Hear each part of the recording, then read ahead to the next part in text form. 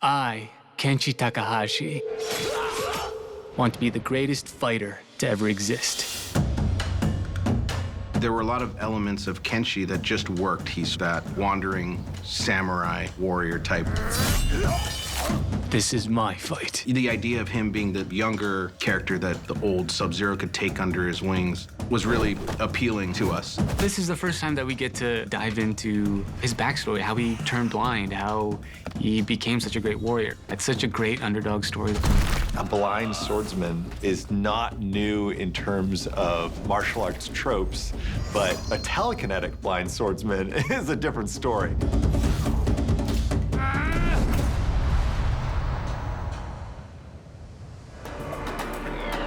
Kenshi is one of those characters that was introduced later on in the series. He wasn't there for the first or second game. For this film, we took a different path with the subject matter in going outside of kind of what had been established in the video games. When we started thinking about this almost as an alternate reality version of Mortal Kombat, where we're in this post-apocalyptic world. When he shows up in Deadly Alliance, he's just an iconic-looking character, and obviously he reverberates throughout Mortal Kombat. He's always on top lists. His distinctive moves involve the use of his sword, Sento. His fatality move involved him using his telekinesis, popping out the eyeballs of his opponents, which is always a fun, quirky attribute, or worse. His telekinetic ability to punch somebody, pull somebody, or choke somebody are awesome. But then you get into the fatalities, and as the games progress, there's fatalities where he's using his sword like a windmill to chop somebody up into like little tiny bits. There's this one he uses where he's able to telekinetically grab somebody and smash them against the game camera. He's super powerful, but because the way that they wrote him and play him, he's also that kind of like reserved martial artist, kind of like Japanese style of just like tiny punches and very controlled, and he does it even with his telekinesis.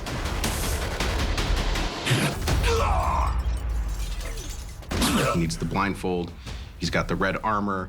Our take on it was, well, if he's a traveling warrior that's gone all over the wasteland with the purpose of testing himself in battle, he's fought all these different fights.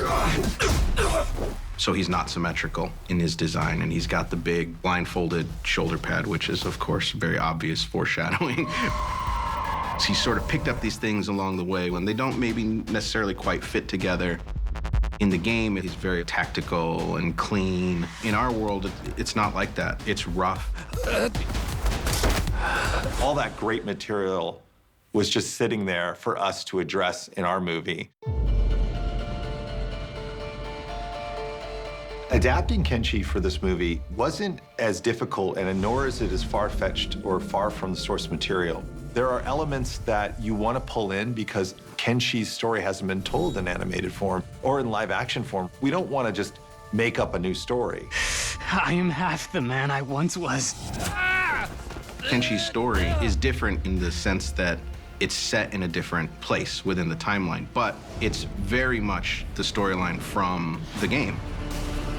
We took as much of the lore as we could, even though we were doing a story set outside of the main lore of Mortal Kombat.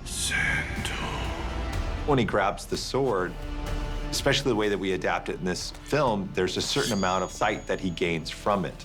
And it's almost ethereal in nature. He's kind of a weird radar sense. And so not only does it grant him that sight, but it also grants him the courage. I think they're very timeless characters because here you have Kenshi needing to accomplish his mission, and then it's at a period of life where Sub-Zero is just, Kuai Liang is, he's not feeling it at first. I just want to be left alone. But then I think as they grow together within this story, that's the stuff that juiced me up. And for me, it's turning that kind of into tough love, and then slowly going into true friendship. Because of you, I have some sense of honor again. We definitely mapped out the voice journey of Kenshi. No, I'm just looking for a challenge. You guys will have to do until I find one. We had him younger and arrogant and a lot more playful in the beginning. Ladies. And then as he goes through this journey, He gets disciplined and learns and grows, and by the end of it, he becomes honorable, stronger, more respectful character. When we got to the third act, where Kenshi is killing hundreds of Black Dragon, turns out it actually ended up being larger than either of the other two films, and probably both of them combined. The fun thing about these Mortal Kombat films is coming up with funny and more gruesome gags during these fight sequences. You have to have great storyboard artists that bring ideas to the table to begin with. The Lin Kuei taught you more than fighting. The way I write action generally, it is very stream of consciousness, and I just write what I see in terms of large-scale action and violence. What's great about working on an animated project is because animation is so incredibly collaborative, and especially these Mortal Kombat movies, I will write a lot of action. The storyboard guys can take it or leave it, but it might be a springboard onto something. Well, our guys are obviously all high divers. The springboard, every time I send it in, and then a year and a half later, Rick's like, hey, you want to see some of the animation? And I'm screaming because it's like 1,000% better, and it's 1,000% more violent.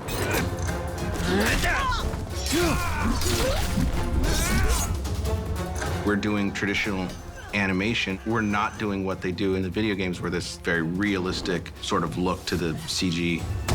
We want it to still be kinetic in our use of the camera during those sequences. Those are tricky camera moves to pull off in traditional animation. A lot of times, people will shy away from stuff like that. But to me, I'm just like, let's go for it.